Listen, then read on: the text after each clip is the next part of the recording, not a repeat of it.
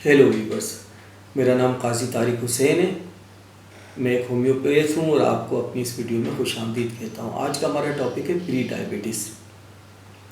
Diabetes दो तरह की होती है, एक टाइप 1 डायबिटीज़ है और दूसरी टाइप 2 डायबिटीज़ है।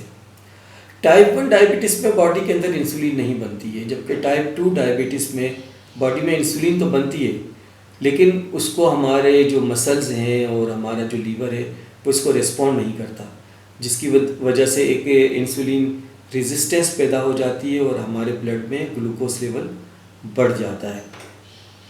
प्री डायबिटीज़ को इम्पेयर्ड फास्टिंग ग्लूकोज या इम्पेयर्ड ग्लूकोज टॉलरेंस भी कहते हैं। आमतौर पर देखा गया है कि ये टाइप 1 डायबिटीज़ जो है वो तकरीबन 5 to 10% लोगों को होता है, लेकिन टाइप 2 डायबिटीज़ 90 से 95% लोगों को होता है। प्री डायबिटीज़ में ग्लूकोज लेवल नॉर्मल से ज़्यादा होता है, लेकिन इतना ज़्यादा भी नहीं होता कि डायबिटीज़ डायग्नोज किया जाए। अब हम ये देखेंगे कि कौन कौन सी रिपोर्टें हैं हमारे ब्लड ग्लूकोज की कि जिससे हम प्री डायबिटीज़ को डायग्नोज कर सकते हैं। आपको स्क्रीन पे फास्टिंग प्लाज्मा ग्लूकोज की रिपोर्ट नज़र आ रही होगी। 100 से कम जो इसके नॉर्मल रेंज है, 100 से 125 प्री डायबिटीज़ है और 126 और उससे ज़्यादा है वो डायबिटीज़ की रेंज है। अब ये है OGTT में नॉर्मल जो है लेस देन 140 है और 140 से 199 तक प्री डायबिटीज़ है और 200 जो है वो डायबिटीज़ है। इसी तरीके से HbA1c रिपोर्ट है, ये नॉर्मल है 5.7 से कम और 5.7 से 6.4 तक ये प्री डायबिटीज़ रेंज को शो कर रही है और डायबिटीज़ जो है 6.5 और हायर है। मैं इस रिपोर्ट को सबसे ज़्यादा प्रीफरेंस दूंगा। इसकी दो वजूहत हैं। एक वजह तो ये है कि इसमें फास्टिंग का या खाना खाने के 2 घंटे के बाद की कोई टाइम लिमिट नहीं है, आप जब भी चाहें जाके करवा सकते हैं। दूसरी बात ये है कि ये 3 मंथ्स का एक एवरेज शो करती है, तो इसकी वजह से ये ज़्यादा ऑथेंटिकेटेड पिक्चर शो करती है। इंटरनेशनल डायबिटीज़ फेडरेशन के मुताबिक आज जितने लोग प्री डायबिटीज़ हैं, आइंदा 5 साल में उनमें 50% लोग जो है वो डायबिटीज़ हो जाएंगे। अब मैं आपसे इंटरनेशनल डायबिटीज़ फेडरेशन ने जो डायबिटीज़ एटलस जारी किया है सन 2021 में, उसकी कुछ इंफॉर्मेशन शेयर कर रहा हूँ। आप ये देख सकते हैं स्क्रीन पे। इन्होंने जो डेटा कलेक्ट किया है वो 20 साल की उम्र से लेकर 79 ईयर्स के लोगों का है और उसके अंदर ये बता रहे कि टोटल दुनिया की आबादी 7.9 बिलियन 2021 में थी और इनमें एडल्ट जो थे जो 20 से लेकर 79 ईयर के हैं वो 5.1 बिलियन, उसमें से 10.5% डायबिटीज़ थे। अब आप ये देखें कि इसके अंदर उन्होंने 20 साल की उम्र के लोगों को भी लिया है और डायबिटीज़ जो है वो 10.5% है, जो बहुत ज़्यादा है। और अब ये देखिए आप, इम्पेयर्ड ग्लूकोज टॉलरेंस, मतलब ये प्री डायबिटीज़ की बात हो रही है, तो प्री डायबिटीज़ जो है उनमें 10.6% है। मतलब ये है कि जितने लोग डायबिटीज़ थे इतने ही लोग तकरीबन प्री डायबिटीज़ थे। अब देखिए ये एक और रिपोर्ट है, आप ये देखिए ये वही रिपोर्ट को उन्होंने क्या किया है कि एज वाइज जो है इन्होंने उसको परसेंटेज टर्म्स में यहाँ पर बताया कि जैसे 20 से 24 साल के उम्र के जो लोग हैं उसमें 5% जो थे वो प्री डायबिटीज़ थे और 25 से 29 ईयर्स के जो लोग हैं उसमें तकरीबन आप ये देख सकते हैं कि 6 से ज़्यादा परसेंटेज है, 6 से ज़्यादा परसेंटेज के लोग प्री डायबिटीज़ थे। इसी तरीके से 30 से 34% जो है ये तकरीबन 7.5 से भी थोड़ा सा ज़्यादा आ रहा है, ये प्री डायबिटीज़ थे। प्री डायबिटीज़ जो लोग होते हैं उनमें 10 से 15% लोग ऐसे होते हैं कि जिनमें डायबिटीज़ के सिम्टम्स होते हैं और वो भी कुछ सिम्टम्स होते हैं और कुछ नहीं होते। ज़्यादातर लोगों में कोई भी सिम्टम्स नहीं होते। अब अगर देखें हम डायबिटीज़ के अगर हम सिम्टम देखें तो उसमें सबसे ज़्यादा सिम्टम ये है कि भूख ज़्यादा लगती है, प्यास ज़्यादा लगती है, यूरिनेशन ज़्यादा होता है, ज़ख़म अगर कहीं हो जाए तो वो हील अप नहीं होते जल्दी, टाइम लगता है। इसी तरीके से बहुत ज़्यादा थकन होती है और अनएक्सप्लेन्ड थकन होती है, मतलब कोई इसकी वजह भी नहीं होती है। और इसके अलावा जिस्म सुन्न होता है, जलन होती है हाथ पैरों में, सनसनाहट होती है। इस किस्म के आमतौर पर सिम्टम होते हैं। विज़न जो है ब्लर्ड होता है, मतलब कभी कभी ऐसा धुंधलापन आ जाता है आँखों के सामने।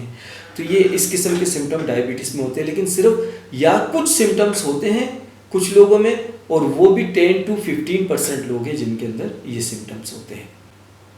अब हम ये देखेंगे कि प्री डायबिटीज़ के रिस्क फैक्टर क्या है, मतलब वो कौन लोग हैं कि जिनको ये बीमारी हो सकती है।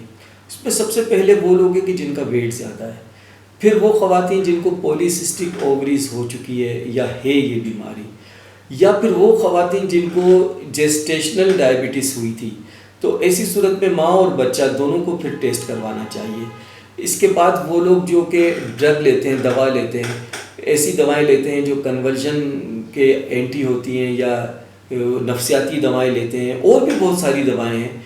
तो उन दवाओं से भी बीटा सेल जो है वो उसके ऊपर जो है वो इम्पेक्ट आ सकता है, और जो इंसुलिन रेजिस्टेंस भी पैदा हो सकती है। अगर आप कोई दवाई ले रहे हैं इस किस्म की, तो आपको, और अगर खुदा न खास्ता आपको अगर ब्लड में जो है ग्लूकोज लेवल ज़्यादा अगर हो जाता है, तो आपको फ़ौरन अपने डॉक्टर से मशवरा करना चाहिए। इसके साथ साथ वो लोग जिनको ब्लड प्रेशर बहुत ज़्यादा है, वो या जिनको हार्ट के मरीज़ हैं या जिनको स्ट्रोक हो चुका है, उनको भी पहली फुर्सत के अंदर ये टेस्ट ज़रूर करवाना चाहिए। अब ये आप तस्वीर देखें, ये ब्लैकिश किस्म के या डार्क ब्राउन जो है वो पैचेस हो जाते हैं बॉडी के अंदर, इसको एकेंथोसिस निग्रिकन्स कहते हैं। ये कोई बीमारी नहीं है, लेकिन अगर ये जिसमें ये पैचेस हो, ज़्यादातर बगल में होते हैं या गर्दन में पीछे होते हैं या कोहनी की तरफ हो जाते हैं, अगर ये इस किस्म के पैचेस हों तो फिर ब्लड शुगर ज़रूर चेक करवाना चाहिए। अब यहाँ पर ये सवाल पैदा होता है, क्या प्री डायबिटीज़ रिवर्सेबल है? प्री डायबिटीज़ बिल्कुल रिवर्सेबल है, 100% रिवर्सेबल है, लेकिन उसके लिए आपको अपना लाइफ स्टाइल बदलना पड़ेगा। वो कहते हैं ना कि change your life style before diabetes change you. तो आपको, अब जो प्री डायबिटीज़ है उनके पास दो रास्ते हैं कि या तो वो जिस रास्ते पे चल रहे हैं उसी पे चलते रहें, और मैं बीइंग ए डॉक्टर मैं आपको बता रहा हूँ कि वो रास्ता बहुत ख़तरनाक है, और एपिसोड बहुत डिलेड होते हैं, बहुत देर में आते हैं, लेकिन बहुत ख़तरनाक एपिसोड्स होते हैं। या फिर दूसरा रास्ता आपके पास है कि आप यहाँ पर यू टर्न ले लें। अगर आप यू टर्न लेंगे तो 100% मैं आपको यकीन दहानी करा रहा हूँ कि आप प्री डायबिटीज़ से नॉर्मल जो है उसके अंदर स्टेज के अंदर आप आ जाएंगे शुगर लेवल की। ये 3 pronged स्ट्रेटेजी होती है जिसके ऊपर अमल करके आप इस फेज से बाहर आ सकते हैं, आप नॉर्मल सी की तरफ जा सकते हैं। नंबर 1 आपका है डाइट प्लान, जो सबसे ज़्यादा ज़रूरी है। डायबिटीज़ में या प्री डायबिटीज़ में सबसे ज़्यादा ज़रूरी है कि ये देखना कि आपके खाने की चॉइसेस क्या हैं। नंबर 2 आपकी फ़िज़िकल एक्टिविटी, और नंबर 3 पर आती हैं होम्योपैथिक दवाएं। अब हम डाइट प्लान को डिस्कस करेंगे।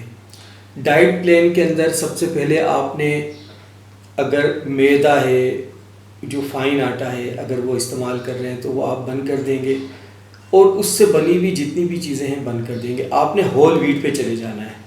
अगर सुबह आप ब्रेड लेते हैं तो आपको ब्राउन ब्रेड इस्तेमाल करनी चाहिए, या होल व्हीट की मिलती है तो आप इस्तेमाल कर लें, लेकिन जो मैदा है वो आप बिल्कुल इस्तेमाल नहीं करेंगे, ना उससे बनी हुई कोई चीज़ इस्तेमाल करेंगे। राइस जो है आप ब्राउन राइस इस्तेमाल करेंगे, और चीनी आप बिल्कुल बंद कर देंगे, नो शुगर।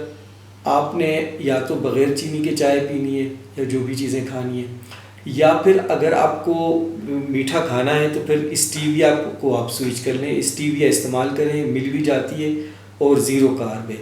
इसके अलावा आप ये जो जंक फूड है, फास्ट फूड है, या प्रोसेस्ड फूड जितना भी मिलता है मार्केट में, वो आप नहीं लेंगे, जो भी है आप घर में पका कर खाएंगे। इसके साथ साथ आप ज़्यादा पानी पिएंगे, जितना पानी पी सकते हैं आप पिएंगे। ग्रीन वेजिटेबल आप ज़्यादा खाएंगे, और जो ऑयली चीज़ें हैं, फैटी चीज़ें हैं, उसको भी आप कम कर दें। और आप दिन में 3 दफ़ा आप खाना खाएंगे, बीच में कोई स्नैक नहीं लेंगे। इस तरीके कार से आप अमल करेंगे तो आप बहुत अपने आप को बेहतर महसूस करेंगे। नंबर 2 पर जो है आपका फ़िज़िकल एक्टिविटी है। अब अगर आपके घर के पास जिम है, आप ज्वाइन कर लें। अगर आपके घर के पास पार्क है, आप वहाँ चले जाया करें। अगर आपके घर में गार्डन है तो आप कुछ 30 मिनट या उससे ज़्यादा आप वहाँ पर सर्व करें। या फिर अगर आपको किसी स्पोर्ट्स का शौक़ है, किसी स्पोर्ट्स में आप इन्वॉल्व हैं, तो उस एक्टिविटी में आ जाएं। आप साइकिलिंग कर सकते हैं, आप स्विमिंग कर सकते हैं, आप योगा कर सकते हैं। जो आपको अच्छा लगे, जो आपको सूट करे, आप उस एक्टिविटी में आ जाएं। लेकिन शर्त ये है कि आपने हफ्ते में 5 दिन ज़रूर करना है और कम से कम जो है 30 मिनट करना है। 30 मिनट से ज़्यादा आप करते हैं तो ये बहुत अच्छी बात है। अब हम थर्ड उस पर बात कर रहे हैं होम्योपैथिक दवाओं का। देखिए, आपको बहुत कम होम्योपैथिक दवाएं इस स्टेज में खानी है। नंबर 1 ये, अगर आपकी ब्लड रिलेशन में इमीडिएट आपका जो कोई रिलेटिव है उसको अगर टाइप 2 डायबिटिक है अगर, तो फिर आपने कार्सिनोसिनम 1000 की एक डोज लेनी है सुबह नाश्ते से पहले। 15 मिनट पहले आपने नाश्ते से ये एक डोज लेनी है। इसके 1 हफ्ते के बाद आपने दवाएं शुरू करनी है। नंबर 1 दवा जो है आपकी वो है सीजीजियम। सीजीजियम अगर आपको 3x पे मिल जाती है तो बहुत अच्छी बात है। अगर 3x पे मिलती है तो आप 5 कतरे 1 घूंट पानी में सुबह को और 5 कतरे 1 घूंट पानी में शाम को डालकर पी लें। अगर 3x पे नहीं मिलती है तो आप मदर टिंचर ले लें। मदर टिंचर की सूरत में आपने 10 कतरे आधा कप पानी में सुबह को पीना है और इसी तरीके से शाम को आधा कप पानी में 10 कतरे डाल के पीना है। एक और दवा है, उसका नाम है एसिड फॉस्फोरिकम। ये 1 ml के अंदर आपने लेनी है हफ्ते में 1 दफ़ा। सुबह निहार मुंह नाश्ते से 15 मिनट पहले 1 डोज हर हफ्ते आपने लेना है। बाकी जो 6 दिन बच गए उसके अंदर आपने यूरेनियम नाइट्रिकम 30 सुबह को 1 डोज और शाम को 1 डोज, ये इस तरीके से आपने लेना है। 3 महीने के बाद आपने अपना ब्लड जो है शुगर कोई भी टेस्ट आप चाहें बेहतर समझते हैं, लेकिन अगर HbA1c करें तो ज़्यादा अच्छा है मेरे ख्याल में। वो करके आप देखें, अगर आप बेहतरी की तरफ है तो इसको आप कैरी ऑन करें, इसको आप बंद नहीं करना। अगर आप देखते हैं कि नहीं इतनी इम्प्रूवमेंट नहीं है तो फिर आपको अपने डाइट प्लान को और अपने एक्सरसाइज के प्लान को देखना होगा। डाइट प्लान में जैसा मैं आपको मिसाल देता हूँ कि आप फल हैं, अब वो फल फिर कम कर दें या ना खाएं जो शुगर बहुत ज़्यादा बढ़ाते हैं, जैसे आम है, खजूर है, अंगूर है, मिसाल के तौर पर। इसी तरह सब्जियां हैं, ज़मीन के नीचे की सब्जियां हैं, इसके अंदर आप प्याज और लहसुन और अदरक के अलावा ज़मीन के नीचे की जितनी सब्जियां हैं फिर वो बंद, लेकिन वो अभी नहीं। आप पहले ये सब कुछ करने के बाद अपना टेस्ट करें। टेस्ट करने के बाद ज़्यादातर उम्मीद तो इम्कान तो यही है कि इंशाल्लाह बेहतरी आएगी और हर चीज़ें नॉर्मल सी की तरफ जाएंगी। तो अगर आपको मेरी ये वीडियो पसंद आई है तो आप मेरे चैनल को सब्सक्राइब कर लें, बेल आइकन को क्लिक करें और लाइक करें, शेयर करें। आप अपना बहुत ख्याल रखिएगा। मिलते हैं नेक्स्ट वीडियो में।